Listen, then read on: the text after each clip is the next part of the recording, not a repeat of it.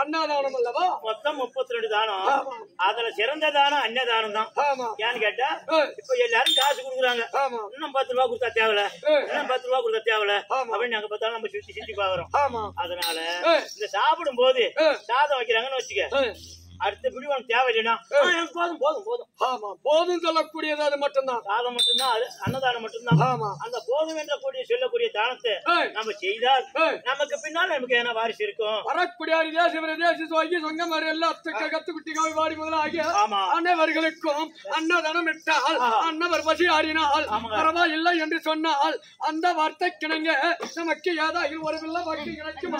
சாப்பிட்டு கை போறவங்க மகாராஜ் வீட்டுல சாப்பிட்டோம் அந்த புண்ணியமா இந்த பசி நேரத்துக்கு சாப்பாடு போட்டாரு அப்படி பேசிட்டு போனாங்கன்னா அந்த புண்ணியம் நமக்கு சேரும்.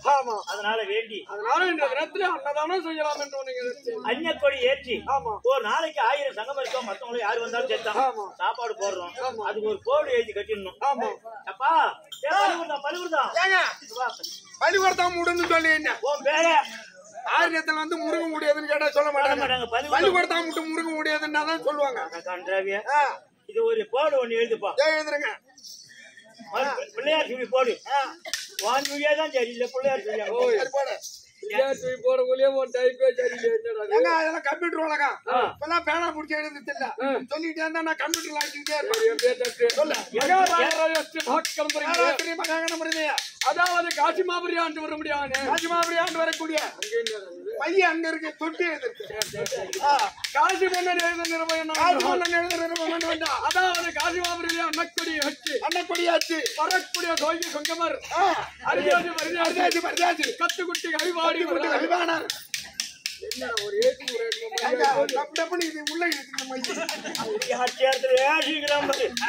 அனைவருக்கு அன்னதானம் இடுகிறார்கள். அனைவருக்கு அன்னதானம் இடுகிறார்கள்.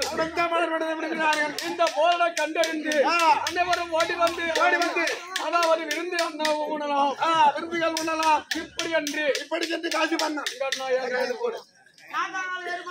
அதெல்லாம் முடிஞ்சு போச்சு. என்னமா நீங்க எழுந்து போடு. கேட்டா 2 பேரும் ஒரு மனசா இருக்கணும். ஒருத்தர் சொன்னா ஒரு சொல்ல உங்க எழுத்து போடு. ஏன்னா எழுதுல ஒரு நீதானே உங்க எழுத்து போடியாப்பா. என்ன மாதம் டைம் ஆச்சுவா அவரை கையில ஆட்டி வைக்கிறா. எழுதுவும் படிப்பேன். ஏன் பேர போட தெரியாது. எங்க போய் கத்துக்கிட்டேன்னு கேளு. எங்க போய் கத்துக்கணும் இதெல்லாம்? ஏறி வேலையில. ஐயோ கையிலே போட்டாலும் கிளர்க்கு விட மாட்டாங்க. ஓஹோ கையில வச்சுட்டு போ. இந்த வேர்டை எழுதி நம்மளுடைய அரண்மனைக்கு மாட்டி வர மாட்டேன். சரி வா போ.